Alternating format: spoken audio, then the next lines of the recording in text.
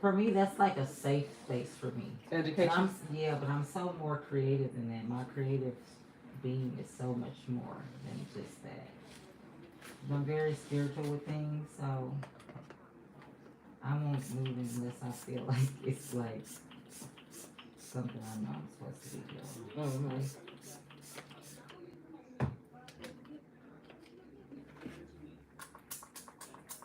I'd rather have purpose. Like I'd rather do what I'm purposed to do than Mm-hmm. just do something.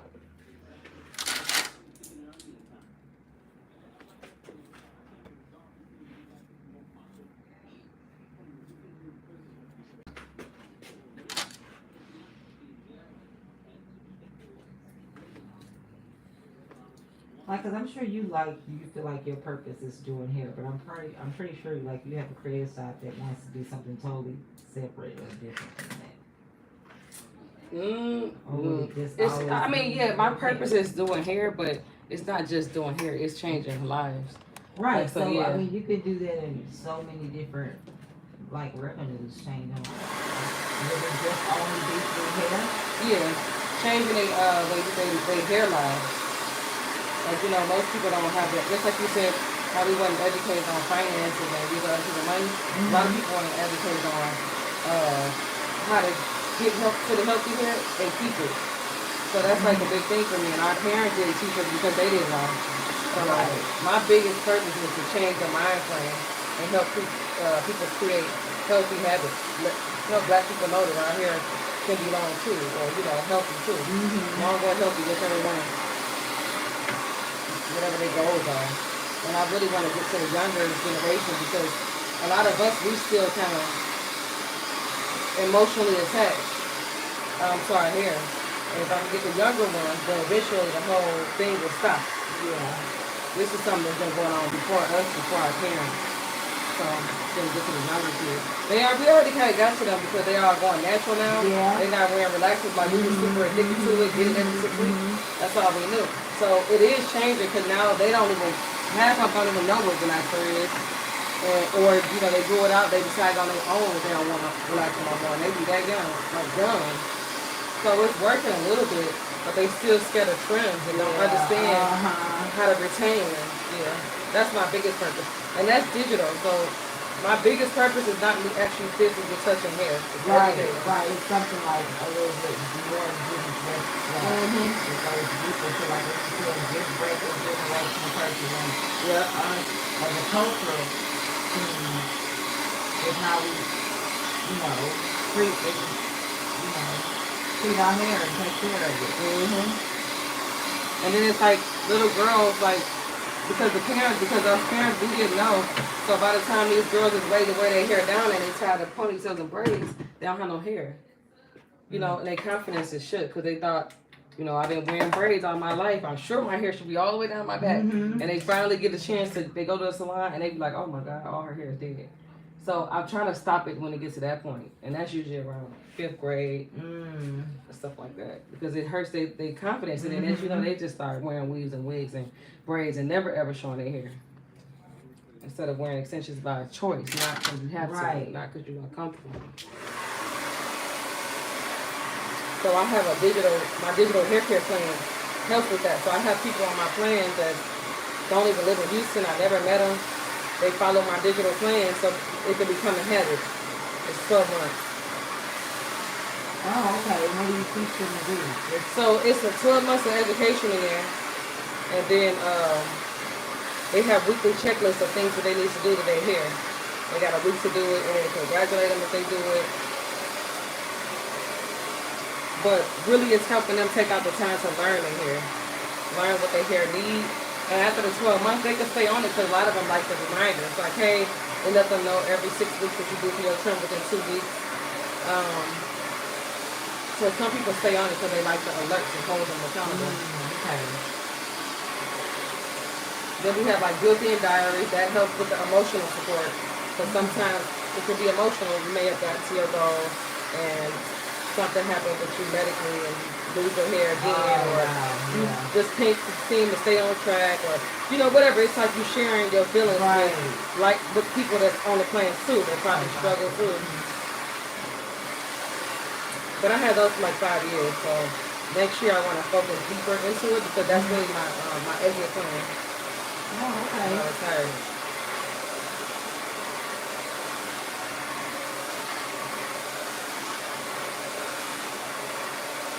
That's good.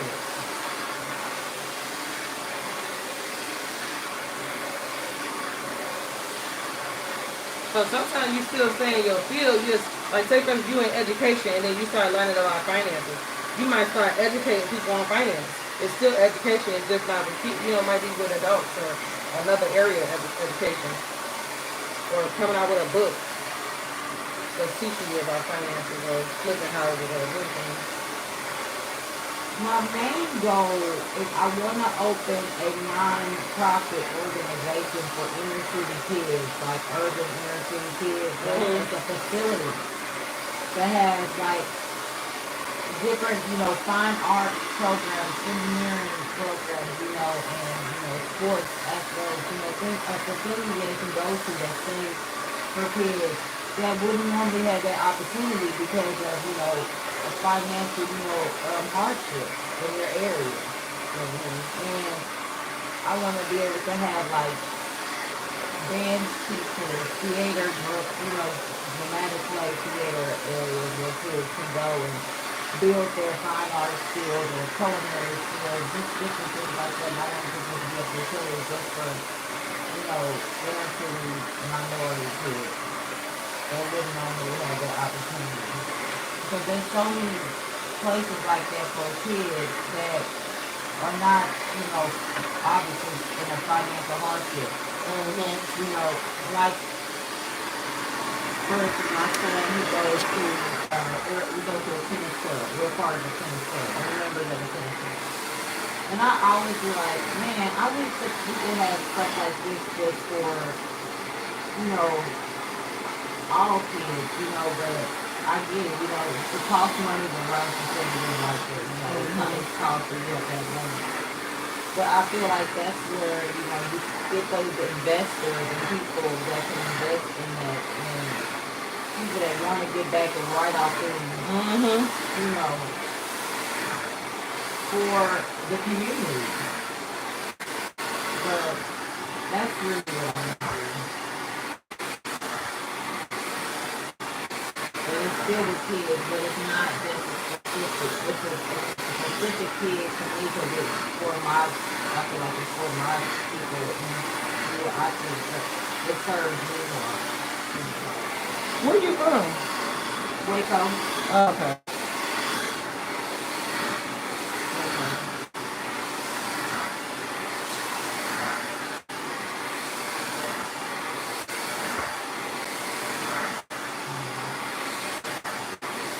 Yeah, both my boys are getting ready to graduate.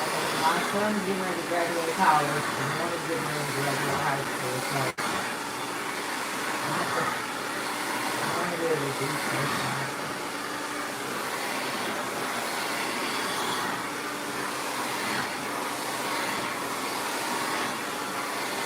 And it's all about timing. I want to do that when I can speak it and, But right now, I probably didn't have time because my son is in high school. He gets teaching is so busy. Just doing stuff. Unless you started off with enough investment where you can immediately hire a team and it's just your business. That's the good part. Well, I do have a team. My team is actually my family. I have family that I've been blessed enough to have so many families in the area that I want to be in. With families that's like at the highest level of those areas. For instance, like at one point, before I started with my business partner, and now I have my own daycare. But my vision was for it to be a lot bigger, and it stayed like in my house for like 3 years, and I didn't want that. And I wasn't patient enough, and you have to be patient. That's why I learned it. My second business now with my business partner. It just don't come overnight. I was still young, learning, how to be an entrepreneur. And so my vision was to have this facility where like parents could just have a no stress, place where they can just bring their kids, and wouldn't have to really miss work because everything was at the facility, at the daycare. Like, you could order diapers through our daycare, you could order like food supplies. My sister is a nurse practitioner, so my dad, but she's here on here in Houston. My other sister is a licensed counselor. She's going to get her therapy degree. She's a licensed therapist. And now she's going to license her counselor elementary kids. But she's going to try to go be a licensed therapist too, and she can start treating medical patients. And that is going to be a prescription therapy. But I go there to say that that's just even it broadens my vision. Like in my other facility I had for the inner city kids, like they can go and treat their mental health. My sister could actually do that. And I have a cousin who lives in DC now. She created and designs. She created the Black Arts Museum down there. She was one of the designers of the team. She's an architect, and her husband is too. And I was like, they could design my building and create it to where I want it to be. It's just a lot of different things. You got a lot of connect. Oh yeah, but in my family, and I've always wanted to, for me, my success is seeing my family being happy and everybody just being good and just being, having some type of success for themselves. Because I know my family, we're very generous, kind, giving people, I think, for the most part. No, and I'm really close to my family. Most of my friends are my family, cousins. That's good. I like when family can work together and stick together. Yeah, I was talking to my cousin and we was having this debate the other day. It was a Christmas dinner. We were saying how we as a people, how other cultures, they do that. Mm-hmm. Like, that's why they're so successful, because they will get together and do stuff together. Regardless of how they feel, they see the bigger goal. Nobody's envious of the other person. I'm just saying, like, we are just like, we always have the mindset of being crabs at the barrel of the bucket. If one crab is going higher, then you want to pull that person down. Mm-hmm. One person get a little head, you want to pull that person down. And I was like, that's not necessarily the case. I think that for so many years our minds have just been programmed to feeling like there's not enough room for everybody, because society gets to pick and choose who they allow in and who they don't. And when you're, unfortunately, like, black, they're not used. Society won't let so many, because they know how powerful you are.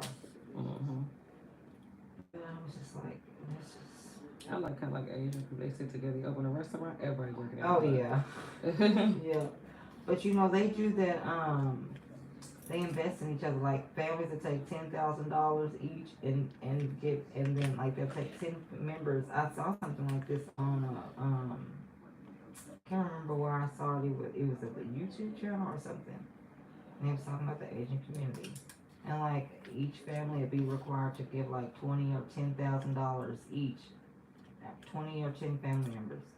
And then they'll fund that family's business, and then after a year they'll all do the next year they'll all do the same thing for another member. So everybody ends up having their own business because somebody ended up chipping in. So basically it's like a circle. It's just like a repetition circle.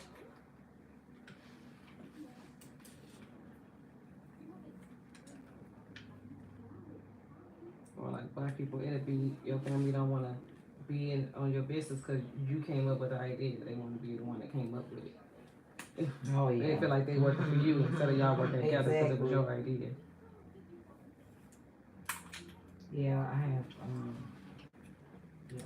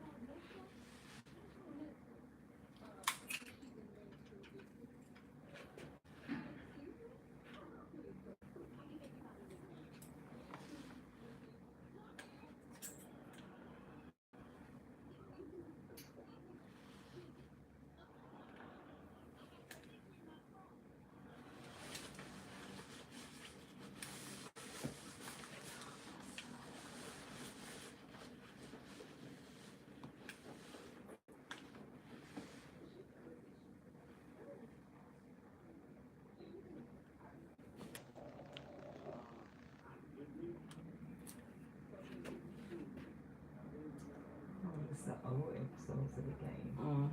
You seen the news? Oh. With Derwin is not in the news, is it? Oh, I don't know. Who I haven't seen. Oh, the probably news. not if she not in it. Oh, she's not in the new ones. She been. She ain't coming back. Don't give me a lie. I don't watch it. But I wouldn't think she'll come back. Oh, have you started watching The Best Man? Everybody keeps. Actually, I started last night, but I fell asleep. Oh, it's so good. I haven't finished it. I'm on the okay. Well, you just started. I fell asleep instantly, so I only seen probably like 2 minutes of it. Oh Lord, you haven't really started. It's good. You're gonna enjoy it. It's really good. I was telling my sister just Harper. What's her name? What's Harper's wife name? What's Leela Sanaa Lathan's name in the movie? I forget. Robin. She just gets on my nerves. Really? Yes, she just annoys me, and especially in this, and especially in like now.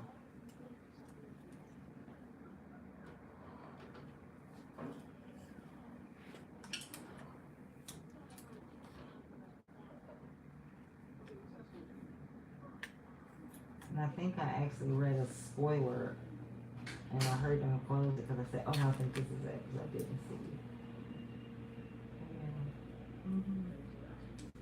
Yeah. I can't believe they brought it back though. That's good though. Yeah, they are back. All the same people. That's good. That's hard to do. Yeah, after all them Yeah, years. it's hard for people to agree or even be Or even available. be here. Right. Mhm.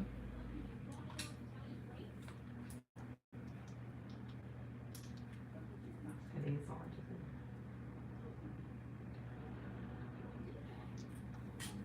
do. Yasha, you work New Year's Eve? Unfortunately. I might come in.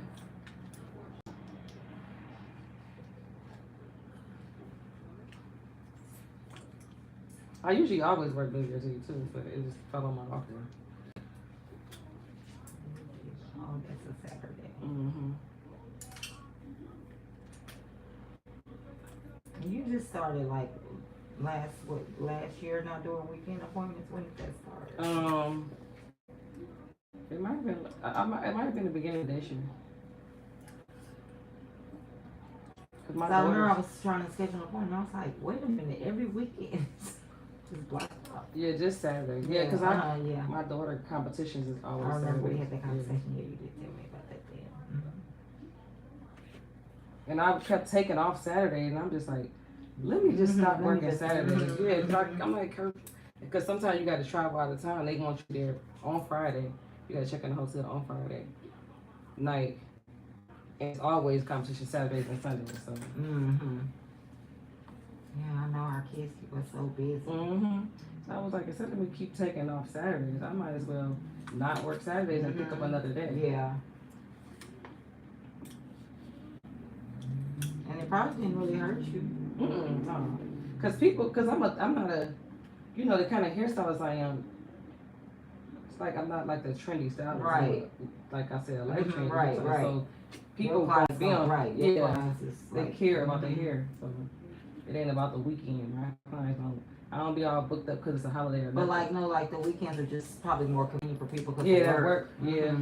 Because that's how it is for me. Then that's why like when I do come, it's like either early in the morning or late, like after 2 o'clock. 'Cause after 2, I can just leave the office. It's easier. And then some people just they don't want to be in the salon, even though I don't keep people long anyway, but they want their weekends sleep. They don't gotta travel where a lot of my clients come to me after work, so when they don't come after work, they far from home. They don't be out no more. But yeah, I was only working half a day Saturday anyway, so it really didn't hurt. I was working half a day. I only did from like 8 to 2 to noon. Oh, 8 yeah. to noon, or I think 1. So it wasn't a full Okay, day. okay. Got you. That girl that was here that day doing those braids, my son was asking, Mom, did you find somebody to do me 2-strand twist? What's that like? I don't know. Do 2-strand twist? Oh, so not like dreading and stuff. I don't think so. He doesn't have hair that's gonna dread up. Oh, I don't think his hair dread. I ain't never seen him do that. I was like, you know, I'm going to the salon today. I don't ask.